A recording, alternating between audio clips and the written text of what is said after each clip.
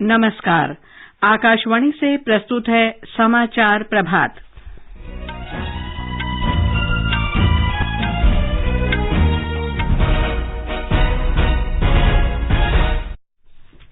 राष्ट्र आज भारतीय संविधान के मुख्य शिल्पी डॉक्टर भीमराव आम्बेडकर को उनकी 131वीं जयंती पर श्रद्धा सुमन अर्पित कर रहा है। प्रधानमंत्री नरेंद्र मोदी आज सुबह 11 बजे प्रधानमंत्री संग्रहालय का उद्घाटन करेंगे। सरकार ने राष्ट्रीय ग्राम स्वराज अभियान के संशोधित योजना इस वर्ष 1 अप्रैल से 31 मार्च 2026 तक जारी रखने की स्वीकृति दी। सरकार ने 30 सितंबर तक कपास के आयात को सीमा शुल्क से मुक्त किया। प्रवर्तन निदेशालय ने जेल में बंद महाराष्ट्र के मंत्री नवाब मलिक और उनके परिवार के सदस्यों की 8 परिसंपत्तियां धन शोधन रोकथाम अधिनियम के तहत कुर्क की। आज महावीर जयंती मनाई जा रही है। देश के विभिन्न भागों में बैसाखी, विशु, रोंगाली बिहू, नववर्ष, बैशाखड़ी और पुथांडु पिरप्पू के त्योहारों का उल्लास। रोहित शर्मा विराट कोहली के बाद T20 क्रिकेट में 10,000 रन पूरे करने वाले दूसरे भारतीय बल्लेबाज बने। और IPL क्रिकेट में पुणे में पंजाब किंग्स ने मुंबई इंडियंस को 12 रन से हराया।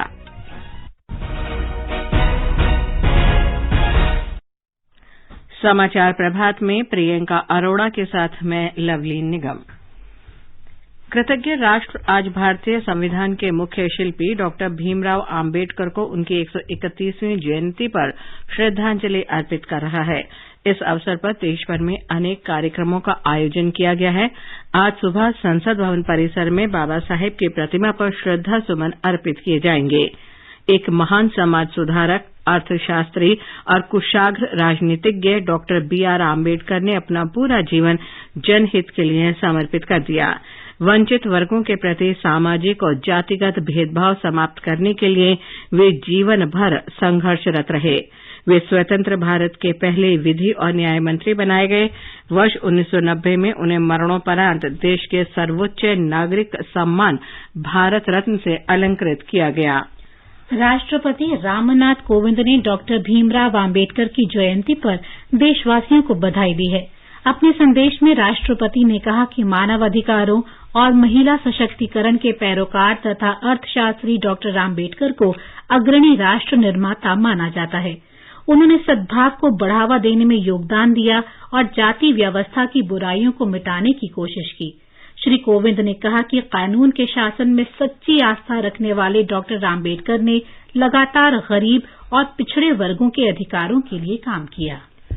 हमारे मुंबई संवाददाता ने बताया है कि महाराष्ट्र सरकार में डॉक्टर भीमराव आम्बेडकर की जयंती पर जनसभाओं, जुलूस, प्रदर्शनियां और कई जागरूकता कार्यक्रमों का आयोजन किया जा रहा है। डॉक्टर बाबा साहेब आम्बेडकर की जयंती मनाने के लिए महाराष्ट्र में विभिन्न स्थानों पर आज मध्यरात्रि से ही कार्यक्रम शुरू हो गए हैं। महाराष्ट्र के खाद्य और नागरिक आपूर्ति मंत्री छगन भुजबल ने मध्यरात्रि के बाद नासिक के शालीमार चौक पर डॉक्टर आम्बेडकर की प्रतिमा पर पुष्पांजलि अर्पित की। उन्होंने राज्य के नागरिकों को बधाई दी और डॉक्टर B.R. आम्बेडकर की जयंती उत्साह के साथ मनाने का आह्वान किया। इस मौके पर विभिन्न दलों के नेता और पदाधिकारी मौजूद थे और आधी रात को ये चौक लोगों की भीड़ से भरा हुआ था। नागपुर के कामठी के प्रसिद्ध ड्रैगन पैलेस में मध्यरात्रि को 12 बजे 131 लालटेन जलाकर आकाश में उड़ा दी गई। इस अवसर पर पूर्व मंत्री एवं ड्रैगन पैलेस की संस्थापक सुलेखा कुंभारे और बौद्ध अनुयायी उपस्थित थे। मुंबई में राज्य सचिवालय में डॉक्टर आम्बेडकर के जीवन और कार्यों को प्रदर्शित करने के लिए एक प्रदर्शनी का आयोजन किया गया है। इस आयोजन के बाद मुख्यमंत्री अपने अन्य कैबिनेट सहयोगियों के साथ यशवंतराव चव्हाण सभागार में राज्य में सामाजिक न्याय विभाग के एक कार्यक्रम में शामिल होंगे। इसमें मार्जिन मनी लोन योजना के लाभार्थियों को चेक वितरण और UPSC टॉपर्स और विदेशी छात्रवृत्ति प्राप्त करने वाले छात्रों का सम्मान होगा। इसके अलावा राज्य की शिक्षा मंत्री वर्षा गायकवाड़ ने स्कूलों से डॉक्टर आम्बेडकर के विचारों को बढ़ावा देने के लिए भाषण, निबंध लेखन, ड्राइंग और पोस्टर मेकिंग, कविता पाठ, रंगोली बनाना, कहानी सुनाना, वीडियो बनाना और नाटक प्रतियोगिताओं का आयोजन करने को कहा है। निशा रानी के साथ शैलेश पाटिल, आकाशवाणी समाचार, मुंबई। प्रधानमंत्री नरेंद्र मोदी आज सुबह 11 बजे प्रधानमंत्री संग्रहालय का उद्घाटन करेंगे। प्रधानमंत्री संग्रहालय दिल्ली के 3 मूर्ति एस्टेट में निर्मित है और इसमें देश के 14 पूर्व प्रधानमंत्रियों का जीवन और राष्ट्र निर्माण में उनका योगदान दर्शाया गया है। प्रधानमंत्री नरेंद्र मोदी की परिकल्पना से मार्गदर्शित ये संग्रहालय देश के सभी पूर्व प्रधानमंत्रियों के योगदान के प्रति सम्मान और श्रद्धांजलि है। इस समावेशी प्रयास का उद्देश्य नई पीढ़ी को उनके नेतृत्व, दूरदृष्टि और उपलब्धियों से प्रोत्साहित करना है। संग्रहालय का डिजाइन प्रगति पथ पर आगे बढ़ते भारत की गाथा से प्रेरित है। इसका लोगो हाथों में राष्ट्र और लोकतंत्र का प्रतीक धर्म चक्र थामे देशवासियों का प्रतिनिधित्व करता है। ब्यौरा हमारे संवाददाता से। स्वतंत्रता संग्राम के प्रदर्शन से शुरू होकर संविधान के निर्माण तक यह संग्रहालय इस गाथा को प्रस्तुत करता है कि कैसे हमारे प्रधानमंत्रियों ने विभिन्न चुनौतियों के बावजूद देश को नई राह दी और इसके सर्वांगीण प्रगति को सुनिश्चित किया। संग्रहालय के लिए जानकारियों को प्रसार भारती, दूरदर्शन, फिल्म प्रभाग, संसद टीवी, रक्षा मंत्रालय और मीडिया हाउस जैसे संस्थानों के संसाधनों के माध्यम से एकत्र किया गया है। अभिलेखागार के उचित उपयोग, कुछ व्यक्तिगत वस्तुएं, उपहार और यादगार वस्तुएं, प्रधानमंत्रियों के भाषण और उनके जीवन के विभिन्न पहलुओं को एक विषयगत प्रारूप में दर्शाया गया है। संग्रहालय में विषय वस्तुओं में विविधता और इनके प्रदर्शन को निरंतर रूप से नया रंग देने के लिए अत्याधुनिक प्रौद्योगिकी आधारित इंटरफेस को शामिल किया गया है। Hologram, virtual reality, augmented reality, Multitech, multimedia, interactive kiosk, कंप्यूटरीकृत काइनेटिक मूर्तियां और स्मार्टफोन एप्लीकेशन जैसे तकनीक प्रदर्शनी सामग्री को अत्यधिक संवादात्मक और आकर्षक रूप प्रदान करते हैं। आनंद कुमार, आकाशवाणी समाचार, दिल्ली। प्रधानमंत्री नरेंद्र मोदी की अध्यक्षता में मंत्रिमंडल की आर्थिक कार्य समिति ने राष्ट्रीय ग्राम स्वराज अभियान की संशोधित केंद्र प्रायोजित योजना को जारी रखने की स्वीकृति दे दी है। यह योजना इस महीने की पहली तारीख से 31 मार्च 2026 तक जारी रहेगी। सभी राज्यों और केंद्र शासित प्रदेशों में इस योजना का विस्तार किया जाएगा। नई दिल्ली में सूचना और प्रसारण मंत्री अनुराग सिंह ठाकुर ने कहा कि यह निर्णय पंचायती राज संस्थाओं की शासन क्षमता विकसित करने के लिए लिया गया है। इस निर्णय से सतत विकास लक्ष्यों को प्राप्त करने में मदद मिलेगी। इस स्कीम के माध्यम से 2,78,000 रूरल लोकल बॉडीज को सस्टेनेबल डेवलपमेंट गोल्स के लक्ष्य को प्राप्त करने में सुविधा मिलेगी। इस योजना के अंतर्गत 1,36,00,000 लोगों को प्रशिक्षित किया जा चुका है और आगे अब हम 1,65,00,000 लोगों को और प्रशिक्षित करने जा रहे हैं। कैपेसिटी बिल्डिंग और ट्रेनिंग के कंटेंट में भी सुधार किया जाएगा, रीडिजाइन किया जाएगा ताकि राष्ट्रीय और स्थानीय दोनों ही एस्पिरेशंस पर खरा उतरा जा सके। नई तकनीक को भी कैपेसिटी बिल्डिंग और ट्रेनिंग से जोड़ेंगे और कैपेसिटी बिल्डिंग और ट्रेनिंग के लक्ष्य के पूर्ण होने पर उनको इंसेंटिवाइज करने का काम भी किया जाएगा। इस योजना पर 5,911 करोड़ रुपए का खर्च आएगा। इसमें केंद्र का हिस्सा 3,700 करोड़ रुपए और राज्य का हिस्सा 2,211 करोड़ रुपए होगा। सरकार ने कपास के आयात पर आज से इस वर्ष 30 सितंबर तक सीमा शुल्क से छूट दी है। वित्त मंत्रालय ने इस बारे में अधिसूचना जारी की है। इस छूट से वस्त्र श्रृंखला में धागा, कपड़ा, वस्त्र और अन्य संबंधित उत्पादों पर लाभ होगा और उपभोक्ताओं को राहत मिलेगी। इस फैसले से कपड़ा निर्यात को भी लाभ पहुंचेगा। इससे पहले कपास के आयात पर 5% बुनियादी सीमा शुल्क और 5% कृषि बुनियादी ढांचा विकास उपकर लगता था। ऑनलाइन व्यापार पोर्टल राष्ट्रीय कृषि बाजार ई नाम के आज 6 वर्ष पूरे हो रहे हैं। भारत सरकार का महत्वपूर्ण कार्यक्रम ई नाम कृषि वस्तुओं के ऑनलाइन व्यापार की सुविधा के लिए विभिन्न राज्यों और केंद्र शासित प्रदेश की मंडियों और बाजारों को जोड़ने का मंच उपलब्ध कराता है। प्रधानमंत्री नरेंद्र मोदी ने वर्ष 2016 में आज ही के दिन ई नाम की शुरुआत की थी।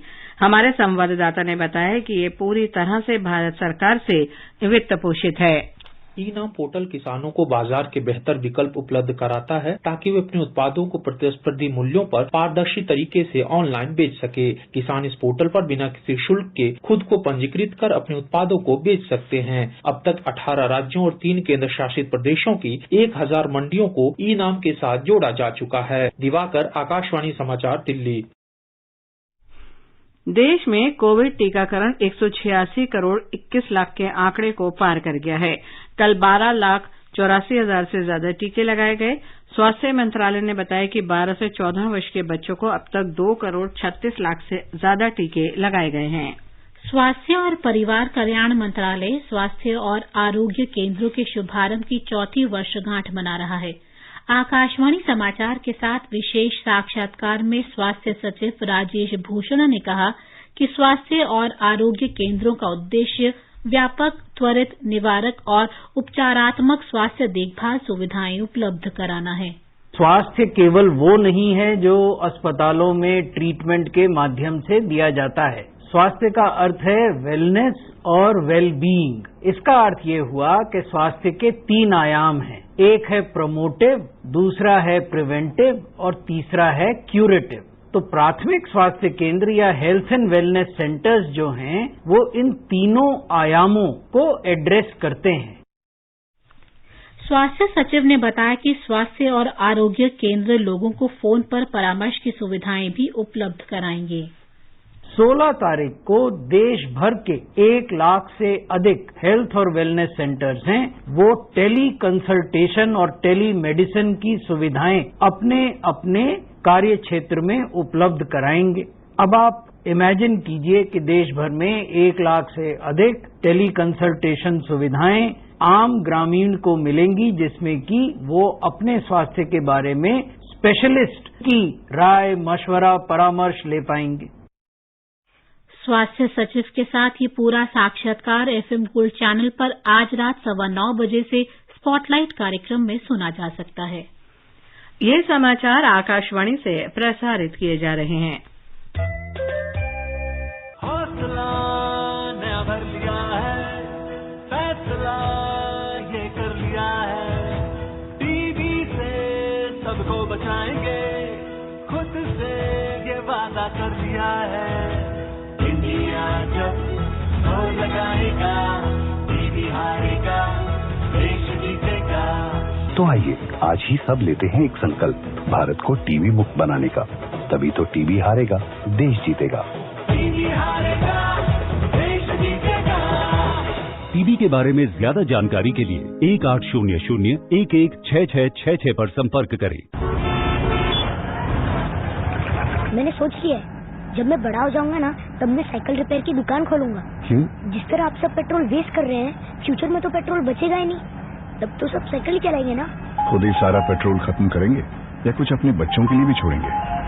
प्लीज कम से कम सिग्नल पे तो इंजन ऑफ कीजिए। पीसीआरए का एंड्रॉइड ऐप डाउनलोड करें और ईंधन बचाने के उपाय जानें। पेट्रोलियम संरक्षण अनुसंधान संघ, पेट्रोलियम एवं प्राकृतिक गैस मंत्रालय, भारत सरकार द्वारा जनहित में जारी। समाचार प्रभात में आपका फिर स्वागत है। आगे बढ़ने से पहले एक नजर मुख्य समाचारों पर। राष्ट्र आज भारतीय संविधान के मुख्य शिल्पी डॉक्टर भीमराव आम्बेडकर को उनकी 131वीं जयंती पर श्रद्धा सुमन अर्पित कर रहा है। प्रधानमंत्री नरेंद्र मोदी आज सुबह 11 बजे प्रधानमंत्री संग्रहालय का उद्घाटन करेंगे। सरकार ने राष्ट्रीय ग्रामीण स्वराज अभियान की संशोधित योजना इस वर्ष 1 अप्रैल से 31 मार्च 2026 तक जारी रखने की स्वीकृति दी। सरकार ने 30 सितंबर तक कपास के आयात को सीमा शुल्क से मुक्त किया। प्रवर्तन निदेशालय ने जेल में बंद महाराष्ट्र के मंत्री नवाब मलिक और उनके परिवार के सदस्यों की 8 परिसंपत्तियां धनशोधन रोकथाम अधिनियम के तहत कुर्क की। आज महावीर जयंती मनाई जा रही है। देश के विभिन्न भागों में बैसाखी, विशु, रोंगाली बिहू, नववर्ष, बैशाखड़ी और पुथांडु पिरप्पू के त्योहारों का उल्लास। रोहित शर्मा विराट कोहली के बाद टी20 क्रिकेट में 10,000 रन पूरे करने वाले दूसरे भारतीय बल्लेबाज बने और आईपीएल क्रिकेट में पुणे में पंजाब किंग्स ने मुंबई इंडियंस को 12 रन से हराया। प्रवर्तन निदेशालय ने जेल में बंद महाराष्ट्र के मंत्री और राष्ट्रवादी कांग्रेस पार्टी नेता नवाब मलिक और उनके परिवार के सदस्यों की 8 परिसंपत्तियां धन शोधन रोकथाम अधिनियम के तहत अस्थायी रूप से कुर्क की हैं। इन परिसंपत्तियों में गोवावाला परिसर में परिसंपत्ति और मुंबई के कुर्ला में व्यावसायिक इकाई, उस्मानाबाद जिले में 147 एकड़ की कृषि भूमि, कुर्ला में 3 फ्लैट और बांद्रा में 2 फ्लैट शामिल हैं। नवाब मलिक को गोवावाला परिसर परिसंपत्ति से जुड़ी कथित रूप से भूमि हड़पने के मामले और भगोड़े आतंकवादी दाऊद इब्राहिम और उसके साथियों से जुड़े धन शोधन और आतंकी गतिविधियों के लिए धन जुटाने के मामले में 23 फरवरी को गिरफ्तार किया गया था। आकाशवाणी के समाचार सेवा प्रभाग के साथ विशेष भेंटवार्ता में भारत के नियंत्रक और महालेखा परीक्षक गिरीश चंद्र मुर्मू ने कहा कि सीएजी संस्था बिना सरकारी हस्तक्षेप के स्वतंत्र और निष्पक्ष तरीके से कार्य करती है। उन्होंने कहा कि सीएजी कार्यालय किसी भी दबाव से मुक्त है। The CAG's organization is insulated from this kind of pressure. Hardly such pressure come on us. In fact, the governments and the ministries and departments, they request us to carry out certain audit for certain subjects or certain topics or the programs they themselves. ये भेंट वार्ता आज रात 9:30 बजे FM gold channel और अतिरिक्त मीटरों पर सुनी जा सकती है। ये कार्यक्रम हमारी वेबसाइट newsonair.nic.in और हमारे YouTube channel news on AIR official पर भी उपलब्ध रहेगा। नेपाल के प्रधानमंत्री की भारत यात्रा के बाद भारत नेपाल संबंध और सुदृढ़ हो रहे हैं। इस महीने की शुरुआत में प्रधानमंत्री नरेंद्र मोदी और नेपाल के प्रधानमंत्री शेर बहादुर देउबा ने सीमा पार यात्री रेलगाड़ी सेवा और नेपाल में रुपे भुगतान प्रणाली का संयुक्त रूप से उद्घाटन किया था और कई समझौता ज्ञापनों पर हस्ताक्षर किए थे। भारत में नेपाली दूतावास में मिशन प्रमुख राम प्रसाद सुवेदी ने आकाशवाणी समाचार के साथ विशेष साक्षात्कार में दोनों देशों के संबंधों के मुख्य आयामों का उल्लेख किया। Both the Prime Minister reviewed whole gamut of Nepal-India relations in a very candid and friendly way. Prime Minister Modi ji interacted with the Indian business community, primarily showcasing the investment potentials between Nepal and India, primarily in the energy sector. Our 2/3 of trade is with India. India is our largest trading partner. This time, both the Prime Minister have agreed and issued a joint statement on energy partnership, power trade. We look forward to sell power to India. 24वीं और अंतिम जैन तीर्थंकर भगवान महावीर की जयंती आज देश भर में धार्मिक श्रद्धा के साथ मनाई जा रही है।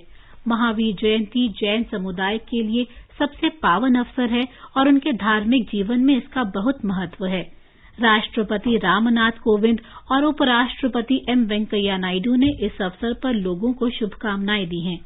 राष्ट्रपति ने अपने संदेश में कहा कि भगवान महावीर ने अहिंसा, सत्य, संयम और अपरिग्रह के संकल्प का पालन कर आध्यात्मिक मुक्ति का मार्ग दिखाया। श्री कोविंद ने कहा कि भगवान महावीर त्याग और संयम, प्रेम और करुणा तथा शील और सदाचार को सम्यक मानव जीवन का आधार मानते थे। उपराष्ट्रपति एम वेंकैया नायडू ने अपने संदेश में कहा कि भारत के सबसे महान आध्यात्मिक गुरु भगवान महावीर अहिंसा, करुणा और सत्य जैसे सद्गुणों के प्रतीक थे। देश के विभिन्न भागों में आज बैसाखी, विशु, रोंगाली बिहू, नववर्ष, वैशाखड़ी और पुथांडु पेरप्पू के त्योहार मनाए जा रहे हैं। पंजाब में फसल कटाई के त्योहार बैसाखी की धूम है।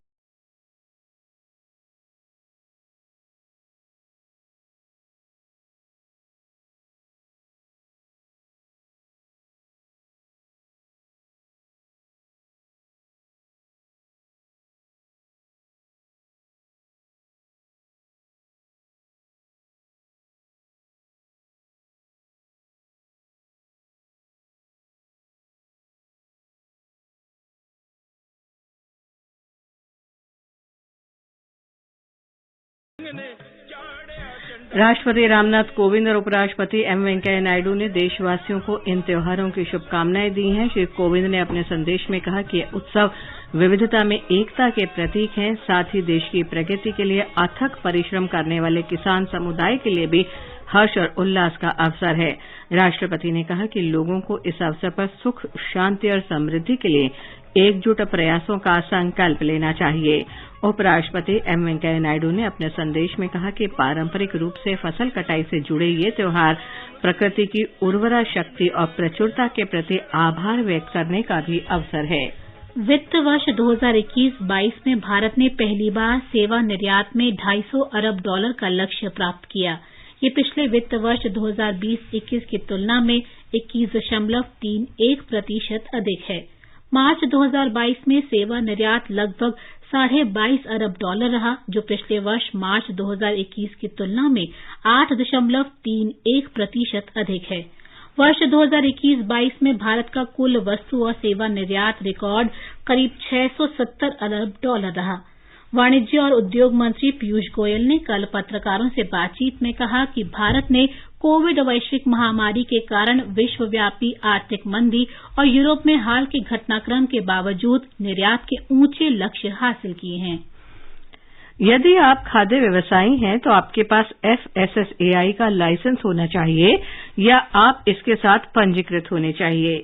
लाइसेंस और पंजीकरण के लिए FOSCOS पोर्टल foscoc.gov.in/ विजिट करें या FSSAI हेल्पलाइन नंबर 1800112100 पर कॉल करें। आजादी के अमृत महोत्सव के अंतर्गत आइए अब सुनते हैं आकाशवाणी की विशेष प्रस्तुति आजादी का सफर। आजादी का अमृत महोत्सव।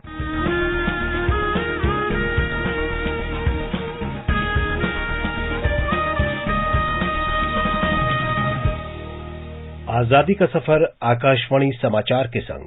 भारत का स्वतंत्रता संघर्ष आधुनिक विश्व के महानतम संघर्षों में से एक है। आकाशवाणी से हम आपके लिए रोजाना ला रहे हैं इस संघर्ष की झलक। जब तक जनगण मन का मान रहेगा, जब तक ये संविधान रहेगा, अरे जब तक हिंदुस्तान रहेगा, बाबा साहेब नाम रहेगा। आज की कड़ी में हम भारत के संविधान के निर्माता भारत रत्न बाबा साहेब डॉक्टर भीमराव आम्बेडकर का स्मरण कर रहे हैं। उनका जन्म 14 अप्रैल 1891 को मध्य प्रदेश के महू में हुआ था। युवा आम्बेडकर को शैक्षिक प्रशिक्षण के दौरान सामाजिक भेदभाव का सामना करना पड़ा, लेकिन उन्होंने वो चुनौती बखूबी पार की। सभी विषम परिस्थितियों के बावजूद उन्होंने न्यूयॉर्क में कोलंबिया यूनिवर्सिटी से अर्थशास्त्र में PhD की। कोलंबिया यूनिवर्सिटी में सीधे ही जाते हैं, बड़ी सुगमता से ही उसमें दाखिल हो जाते हैं। उन्होंने लंदन स्कूल ऑफ इकोनॉमिक्स से अर्थशास्त्र में DSc की। स्वयं जातिगत भेदभाव का शिकार होने के कारण उन्होंने इस भेदभाव को समाप्त करने का प्रण लिया। कोल्हापुर के महाराजा की सहायता से बाबा साहेब ने साप्ताहिक मूकनायक शुरू किया, जिसमें हिंदुओं की रूढ़िवादी आस्थाओं की आलोचना की जाती थी। उन्होंने पिछड़े वर्गों को शिक्षा उपलब्ध कराने और सामाजिक आर्थिक सुधार के लिए बहिष्कृत हितकारिणी सभा की स्थापना भी की। हिंसा का मार्ग अपनाने के बजाय उन्होंने तथाकथित अस्पृश्य लोगों के अधिकारों की लड़ाई लड़ने के लिए सत्याग्रह आंदोलन का नेतृत्व किया। बाबा साहेब को 1926 में बम्बई लेजिस्लेटिव काउंसिल के लिए मनोनीत किया गया था। 1934 में पूना समझौते में बाबा साहेब गांधी जी के साथ इस बात पर सहमत हुए कि अलग निर्वाचक मंडल के बजाय विधानसभाओं और सेंट्रल काउंसिल में वंचित वर्ग के लिए सीट आरक्षित की जाए। 1935 में उन्हें सरकारी विधि महाविद्यालय का प्राचार्य नियुक्त किया गया। इसके अगले वर्ष बाबा साहेब ने स्वतंत्र लेबर पार्टी की स्थापना की, जिसने 1937 में बम्बई चुनावों में 14 सीट जीती। तब आम्बेडकर बम्बई विधानसभा के लिए भी निर्वाचित हुए। इसी वर्ष बाबा साहेब ने प्रसिद्ध पुस्तक द एनिहिलेशन ऑफ कास्ट प्रकाशित की। 1942 में डॉक्टर आम्बेडकर को गवर्नर जनरल एग्जीक्यूटिव काउंसिल के लिए मनोनीत किया गया। वे काउंसिल में एकमात्र सदस्य थे जो 4 पद संभाल रहे थे। 1946 में बाबा साहेब संविधान सभा के सदस्य बने।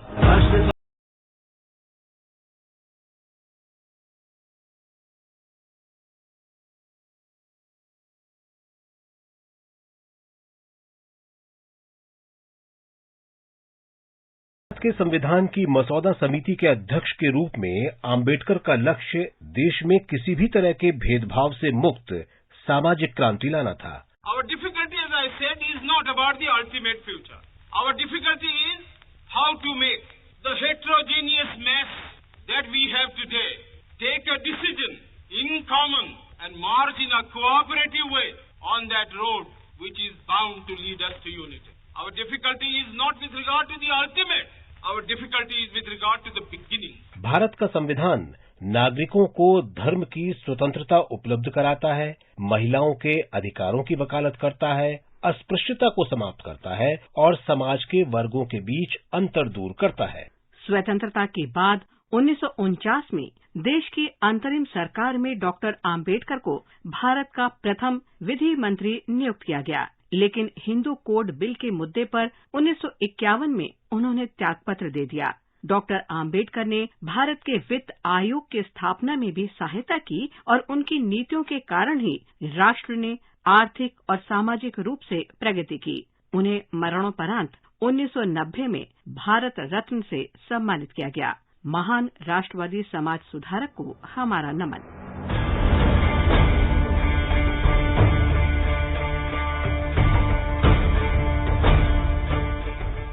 हम आज स्वाधीनता सेनानी बैकुंठ शुक्ल को श्रद्धांजलि अर्पित कर रहे हैं। बिहार के मुजफ्फरपुर के निवासी शुक्ल को अपने क्षेत्र में नमक सत्याग्रह में शामिल होने के लिए 1930 में जेल भेजा गया।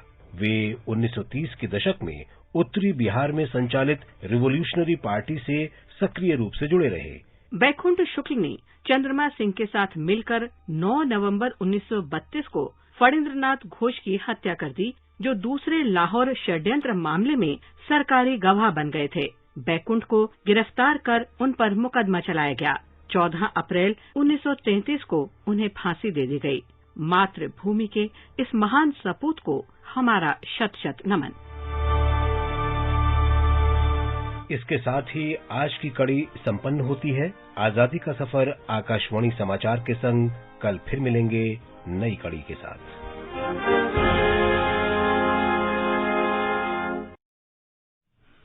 रोहित शर्मा 2020 क्रिकेट में 10,000 रन पूरे करने वाले दूसरे भारतीय बल्लेबाज बन गए हैं। इससे पहले विराट कोहली ने 2020 क्रिकेट में 10,000 रन बनाए हैं। रोहित शर्मा ने कल पुणे में पंजाब किंग्स के साथ आईपीएल मैच में ये उपलब्धि हासिल की।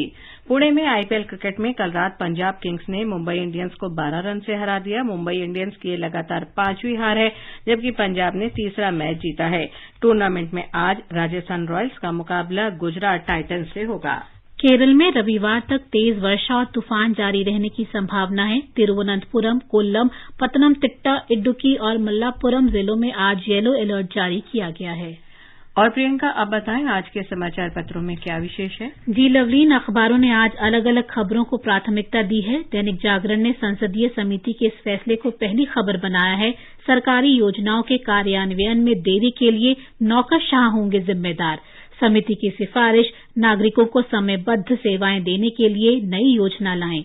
हथियारों के आयातक से उत्पादक बन रहा है भारत, हिंदुस्तान की खबर है। पत्र लिखता है, पहली बार घरेलू खरीद विदेशों से की गई खरीद से 75% ज्यादा। एनसीआर में कोविड के मामलों में वृद्धि पर नवभारत टाइम्स लिखता है, सभी मामले ओमिक्रॉन के ही पाए गए हैं। दोबारा इस्तेमाल वाला प्रक्षेपण यान अंतरिक्ष में भेजेगा इसरो। अमर उजाला ने इसे अंतरिक्ष के क्षेत्र में बड़ी छलांग लगाने की तैयारी बताया है। राजस्थान पत्रिका की खबर है, एक कतार में दिखाई देंगे सौर मंडल के ग्रह शनि, मंगल, शुक्र और बृहस्पति। पत्र ने इसे दुर्लभ खगोलीय घटना बताते हुए लिखा है कि 17 से 20 अप्रैल के बीच इस खूबसूरत नजारे को भारत में भी देखा जा सकता है। उत्तर पश्चिमी और मध्य भारत में 2 हफ्ते से ज्यादा चली लू में कमी पर दैनिक भास्कर की सुर्खी है, लू की पहली लहर छू, कर्नाटक में बारिश, केरल में ऑरेंज अलर्ट। और अंत में मुख्य समाचार एक बार फिर। राष्ट्र आज भारतीय संविधान के मुख्य शिल्पी डॉक्टर भीमराव आम्बेडकर को उनकी 131वीं जयंती पर श्रद्धा सुमन अर्पित कर रहा है। प्रधानमंत्री नरेंद्र मोदी आज सुबह 11 बजे प्रधानमंत्री संग्रहालय का उद्घाटन करेंगे। सरकार ने राष्ट्रीय ग्राम स्वराज अभियान की संशोधित योजना इस वर्ष 1 अप्रैल 31 मार्च 2026 तक जारी रखने की स्वीकृति दी। सरकार ने 30 सितंबर तक कपास के आयात को सीमा शुल्क से मुक्त किया। प्रवर्तन निदेशालय ने जेल में बंद महाराष्ट्र के मंत्री नवाब मलिक और उनके परिवार के सदस्यों की 8 परिसंपत्तियां धन शोधन रोकथाम अधिनियम के तहत कुर्क की। आज महावीर जयंती मनाई जा रही है। देश के विभिन्न भागों में बैसाखी, विशु, रोंगाली बिहू, नववर्ष, वैशाखड़ी और पुथांडु पिरप्पू के त्योहारों का उल्लास। रोहित शर्मा विराट कोहली के बाद 2020 क्रिकेट में 10,000 रन पूरे करने वाले दूसरे भारतीय बल्लेबाज बने और आईपीएल क्रिकेट में पुणे में पंजाब किंग्स ने मुंबई इंडियंस को 12 रन से हराया। इसके साथ ही समाचार प्रभात का ये अंक समाप्त हुआ। नमस्कार।